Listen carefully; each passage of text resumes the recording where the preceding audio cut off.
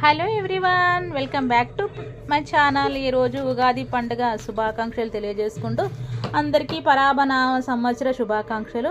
అసలు పరాభవనామ సంవత్సరం ఎందుకు వచ్చింది, ఈ సంవత్సరం యొక్క విశిష్టత అండ్ పంచాంగ శ్రవణం, అసలు ఉగాది రోజే పంచాంగం ఎందుకు చదువుకోవాలి, అసలు పంచాంగం యొక్క విశిష్టత ఏంటి, దాని గురించి తెలియజేసుకుందాం.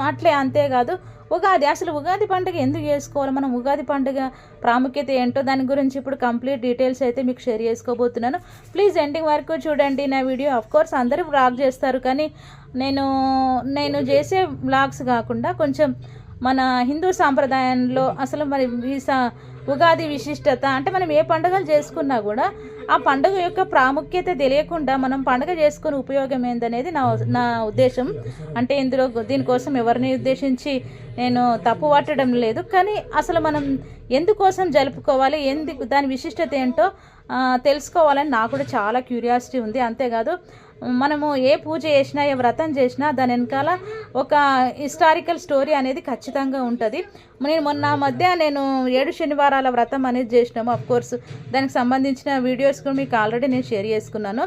అయితే ఇప్పుడు అంటే ఆ 7 శనివారాల వ్రతం విశిష్టత, 7 శనివారాల ప్రాముఖ్యత, అసలు ఎందుకు చేసుకోవాలి, ఎలా చేసుకోవాలి, దాని గురించి కంప్లీట్ డీటెయిల్స్ చదువుకొని ప్రతి వారము మేము వెంకటేశ్వర స్వామికి సంబంధించి 5 కథలను చదివి 7 రకాల దీపాలు పెట్టడము, అసలు ఒక్కొక్క పూజకు ఒక్కొక్క రకం ప్రసాదాన్ని పెట్టడం అట్లాంటివి అయితే చేసినాను. అంటే తెలుసుకొని చేసినాం కాబట్టి మనం ఏ వ్రతం చేసినా ఏ పూజ చేసినా కూడా ఏదో అందరు చేస్తున్నారు మనం చేస్తాము అన్నట్టు కాకుండా అసలు దాని వెనుకన్న ప్రాముఖ్యత ఏంటి, ఎందుకు చేయాలి, దాని అసలు ఆ వ్రతం ఎందుకు ఆవిర్భవించింది, ఆ రోజు ఎందుకు ఆవిర్భవించింది, ఆ పుణ్యతిథి ఎందుకు ఆవిర్భవించింది, అట్లాంటివన్నీ మనం తెలుసుకుంటే కనుక మళ్ళీ మనము ఏంటంటే నెక్స్ట్ జనరేషన్కి మనము మన సంస్కృతి సాంప్రదాయాలను తీసుకెళ్ళగలుగుతాము.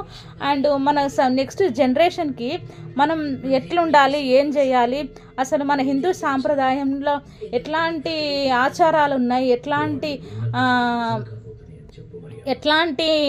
మన పురాణ నుంచి వస్తున్న కథనాల ప్రకారం మనం ఎలా ఉండాలి, మన ఆచరణలు ఏంటి, మనం ఎలాంటి ప్రవర్తన ఉండాలి, మనం ఎట్లాంటి ఫుడ్ తీసుకోవాలి, ఎట్లాంటి వస్త్రధారణ ఉండాలి, మనం జనాలతో ఎట్లా కలిసి ఉండాలి, ఎట్లాంటి మన సమాజాన్ని నిర్మించుకోవాలనేది మన మీదనే ఆధారపడి ఉంటుంది. అబ్బో ఇంత పెద్దగా చెప్తున్నాను అనుకోకండి. నాకు జనరల్గా నాకు తెలుసుకున్నది నేను మీకు షేర్ చేసుకుంటున్నాను. ఇదేదో ఆధ్యాత్మిక ఛానల్ అని మాత్రమే కాదు, నేను నా డైలీ లైఫ్ని మీకు షేర్ చేసుకుంటూ అండ్ దాంట్లో కొంచెం మన సంస్కృతి సాంప్రదాయాలను ఎస్పెషల్లీ మన సనాతన ధర్మాన్ని మనం ఎందుకు ఆచరించాలి, మన సనాతన ధర్మాన్ని మనం ఎందుకు ముందుకు తీసుకెళ్ళాలి, మన సనాతన ధర్మాన్ని మన భవిష్యత్తు తరాలకి ఎట్లా ఇవ్వాలన్నది ఇప్పుడు ప్రజెంట్ ఉన్న సిచ్యువేషన్లో మనకు చాలా అవసరం అన్నమాట. ఎందుకంటే ఇప్పుడు చూసుకున్నట్టయితే మన హిందువుల పైన రకరకాల దాడులు జరుగుతున్నాయి.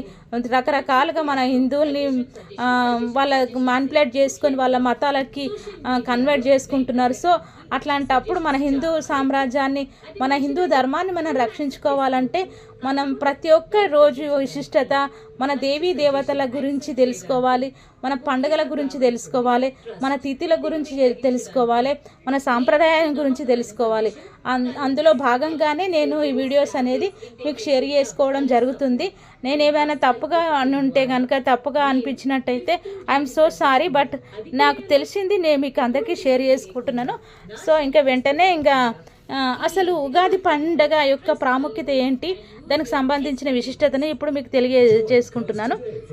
అందరికీ ఈరోజు అసలు ఉగాది ఎందుకు జరుపుకుంటారో దాని గురించి ప్రాముఖ్యత ఏంటో తెలియజేసుకుందాం.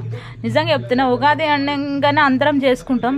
అసలు ఉగాది ఎందుకు చేసుకోవాలి, దాని ప్రాముఖ్యత ఏంటి, అసలు మనకి చైత్ర మాసం స్టార్టింగ్లోనే ఎందుకు చేసుకుంటారు, దాని గురించి కంప్లీట్ డీటెయిల్స్ అయితే షేర్ చేస్తున్నాను. ప్లీజ్ ఎండింగ్ వరకు చూడండి.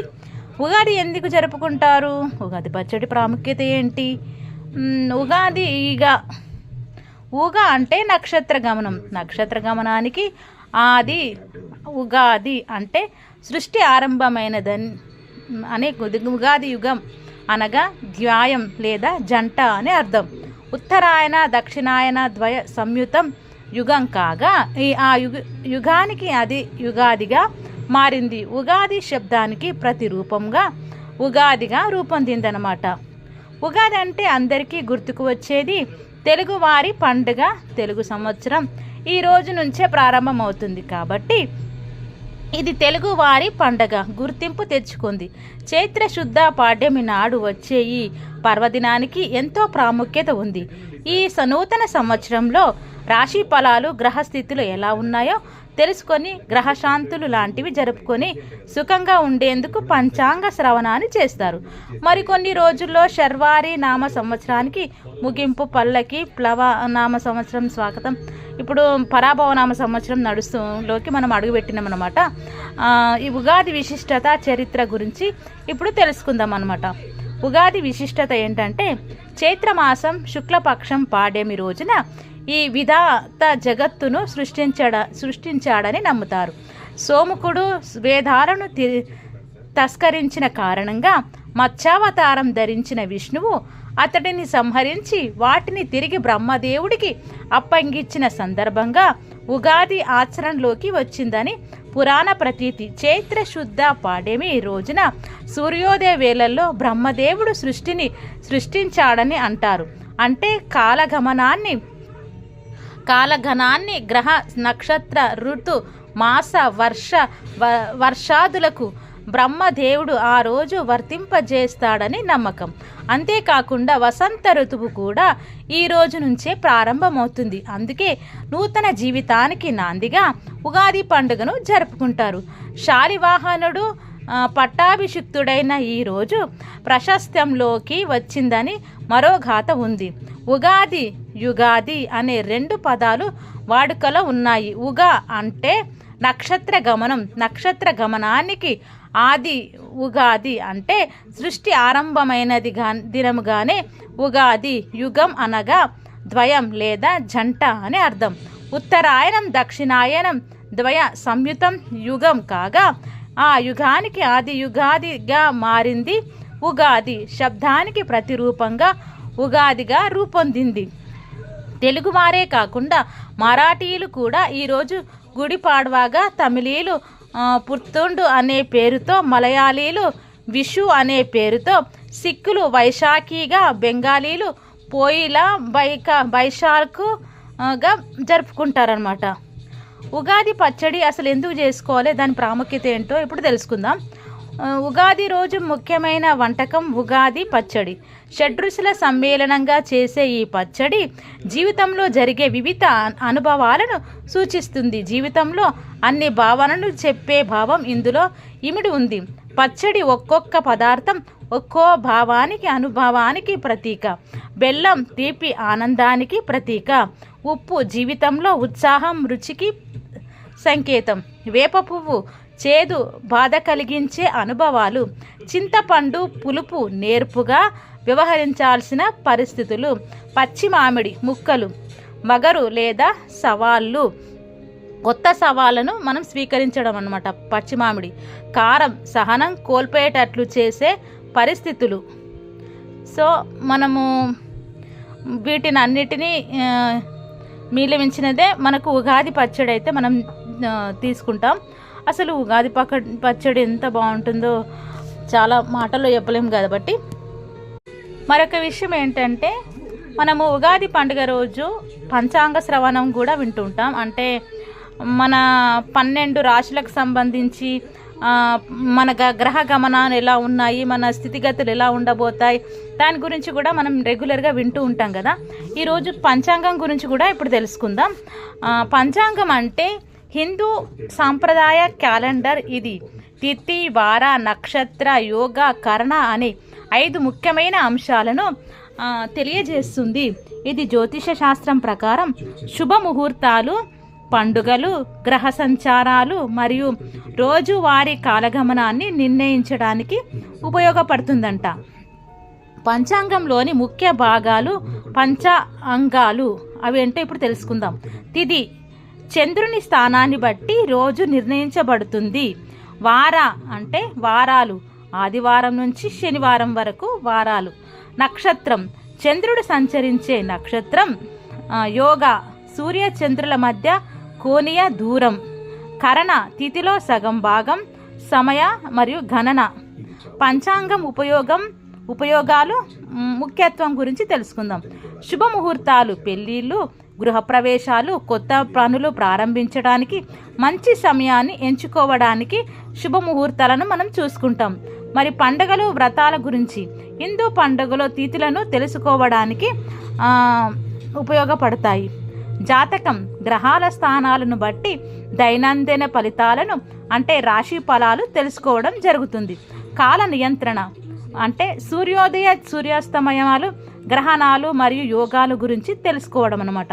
పంచాంగం రకాలు, చంద్రమానం, చంద్రుని కదలికల ఆధారంగా చాలా చోట్ల అనుసరిస్తున్నారంట. ఇది సౌరమానం అనగా సూర్యుని సంచారం ఆధారంగా మనము లెక్క చూడడం జరుగుతుంది. పంచాంగం సమానార్థక పదాలు, హిందూ క్యాలెండర్ పంచాంగమును ఉగాది నాడు కొత్త పంచాంగాన్ని వినడం హిందూ సాంప్రదాయంలో ఒక ముఖ్యమైన ఆచారంగా పరిగణించబడుతుంది. సో పంచాంగం గురించి ఇంకా అసలు పంచాంగం ఇంత మనము వినాలనడానికి పంచాంగం ప్రాణం ఎలా చేయాలి అనే దాని గురించి కూడా తెలుసుకుందాం. పురుషులు అష్టాంగ ప్రమాణం చేస్తే స్త్రీలు సాధారణంగా పంచాంగ ప్రమాణం చేస్తారు. ఇందులో వారు తమ శరీరంలోని 5 భాగాలైన 2 మోకాళ్ళు, 2 చేతులు మరియు తలతో నేలను తాకుతారు. ఈ ప్రమాణ రూపాల ప్రాముఖ్యత దైవం లేదా పూజ్యమైన వ్యక్తుల పట్ల వినయం, భక్తి మరియు గౌరవాన్ని ప్రదర్శించడంలో ఉంటుందన్నమాట. ఏ గ్రహం ఏ తిథిని పాలిస్తుంది అనేది కూడా ఇప్పుడు తెలుసుకుందాం. అసలు గ్రహాల గురించి కూడా ఈ పత్రం హిందూ క్యాలెండర్లోని తిథులను అంటే చంద్ర రోజులను వాటి అధిపతులైన గ్రహాలతో పాటుగా జాబితా చేస్తుంది. దీని ప్రకారం 1వ, 9వ మరియు 29వ తిథులకు సూర్యుడు అధిపతిగా ఉండగా 2వ, 10వ మరియు 30వ తిథులకు చంద్రుడు అధిపతిగా ఉంటాడు. ఆ విధంగానే ప్రతి తిథికి కుజుడు నుంచి శని వరకు మరియు రాహుతో సహా ఒక నిర్దిష్ట గ్రహణం కేటాయించబడుతుంది. వసంత పంచమి పూజ అంటే ఏమిటి, ఎలా చేయాలి, ఏ రోజు? వసంత పంచమి కాదు కదా, ఇప్పుడు వసంత ఋతువు కదా. 30 తిథులు, అసలు 30 తిథుల గురించి తెలుసుకుందాం. 30 తిథులు హిందూ చంద్రమాన క్యాలెండర్తో ప్రతి నెల 30 తిథులుగా చంద్రదినాలుగా విభజించబడ్డాయి. ప్రతి తిథికి ఒక నిర్దిష్ట పేరు మరియు ప్రాముఖ్యత ఉంటుంది. ఈ తిథులను శుక్లపక్ష వృద్ధ దశ మరియు కృష్ణపక్ష క్షీణదశ అనే 2 రకాలుగా దశలుగా వర్గీకరించబడుతుంది. పంచాంగం అంటే ఏమిటి మరియు దాని ప్రాముఖ్యత ఏమిటో ఇప్పుడైతే మనం తెలుసుకున్నాగా. పంచమి తర్వాత వచ్చేది ఏమిటంటే సప్తమి. తెలుగులో తిథుల పేర్లు ఏమిటో ఇప్పుడు మనం తెలుసుకుందాం. తెలుగులో తిథుల పేర్లు పాడ్యమి, విద్య, తదియ, చవితి, పంచమి, షష్ఠి, సప్తమి, అష్టమి, నవమి, దశమి, ఏకాదశి, ద్వాదశి, త్రయోదశి, చతుర్దశి, పౌర్ణమి, అమావాస్య. అలాగే నెలలు పేర్లు చైత్రం, వైశాఖం, జ్యేష్టం, ఆషాఢం, శ్రవణం, భాద్రపదం, ఆశ్వయుజం, కార్తీకం, మార్గశిరం, పుష్యమాసం, మాఘమాసం, పాల్గొనం అన్నమాట. సో ఇవన్నీ మన తెలుగు సంవత్సరాలు అనమాట. సో అసలు ఇదన్నమాట పంచాంగం యొక్క డీటెయిల్స్ అండ్ పంచమన గ్రహాలు, గ్రహణములు దానికి సంబంధించిందనమాట. ఇంకా కొన్ని విషయాలు కూడా మనం మళ్ళీ చర్చించుకుందాం. ఏంటంటే ఇప్పుడు 2026 ఉగాది నుంచి పరాభవనామ సంవత్సరం స్టార్ట్ అవుతుంది కదా, అందరికీ తెలిసిన విషయమే. అసలు పరాభవ సంవత్సరం ప్రారంభార్థం ఏమిటి, అసలు పరాభవనామ సంవత్సరం యొక్క విశిష్టత ఏమిటి, దాని గురించి కూడా ఇప్పుడు తెలుసుకుందాం. పరాభవం అంటే తిరస్కారం, అవమానం అని అర్థం కదా. ఈ కొత్త ఏడాది పరాభవనామంతో పరిచయం కాబోతుంది. ఆ పేరులోనే పరాభవం ఉంది కనుక అవమానాలు ఎదురవుతాయా? ఇంతకీ పరాభవనామ సంవత్సరం పరమార్థం ఏమిటి? శ్రీమన్నారాయణ. ఈ సంవత్సరం పేరు పరాభవ. పరాభవం అంటే ఓటమి, అపజయం కనుక మనకి కొద్దిపాటి భయం కలగటం సహజమే. ప్రభవాది 60 సంవత్సరాల్లో 40వ సంవత్సరమే ఈ పరాభవనామ సంవత్సరం. కొన్ని పేర్లలో ప్రతికూల స్వభావం ధ్వనిస్తుంటుంది. అలాంటి వాటితో ఎలా పరాభవం కూడా ఒకటి. అయితే పేరును బట్టి అపజయం, అవమానం వంటివి కలుగుతాయి అనుకోవడం సరికాదు. జ్ఞానేశ్వరరావు అనే పేరు ఉన్న వాళ్ళని చూస్తూ ఉంటాం. పేరును బట్టి వారంతా మహాజ్ఞాని అవ్వాలని లేదు కదా. అలాగే సుందరి అనే పేరు ఉన్న వారంతా అందంగా ఉండాలనుకోవడము పొరపాటే. సో బ్రహ్మ మానసపుత్రుడైన నారద మహర్షి ఒకానొక సందర్భంలో ఐహిక సుఖాలయందు ఆసక్తుడై స్త్రీ రూపాన్ని ధరించాడు. వివాహం చేసుకుని 60 మంది సంతానాన్ని పొందాడు.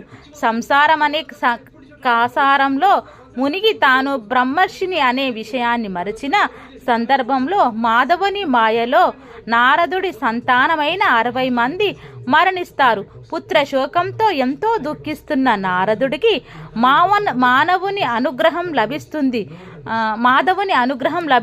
కానీ తనను వీడని వాత్సల్యానురాగంతో తన సంతానం పేర్లు లోక విఖ్యాతం కావాలని నారదుడు వరం కోరుకుంటాడు.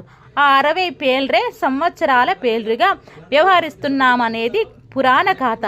మహాజ్ఞాని అయిన నారదుడు పెట్టిన ఈ పేర్లకు లోకనాథుడైన శ్రీమన్నారాయణుడి ఆమోదం కూడా ఉన్నందున వీటికి బాహ్యార్థం మాత్రమే కాకుండా పరమార్థం గ్రహించే ప్రయత్నం చేయాలంట. జీవితం అంటేనే జయాపజయాలు, సుఖదుఖాలు, మేలు కలయిక. అన్ని వేళలా అన్ని కార్యాల్లో విజయాలే వరించడం అసాధారణం కదా.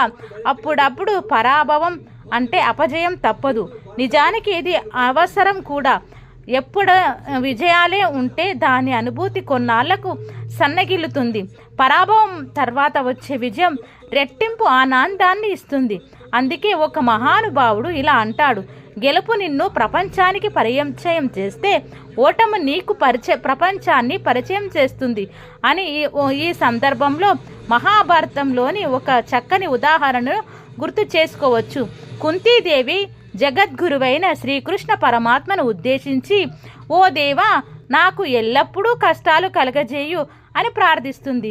కష్టాలు ఉన్నప్పుడే నీ నామస్మరణ ఎక్కువగా చేస్తాం, నీ దర్శన భాగ్యం కలుగుతుంది అని చెబుతుంది.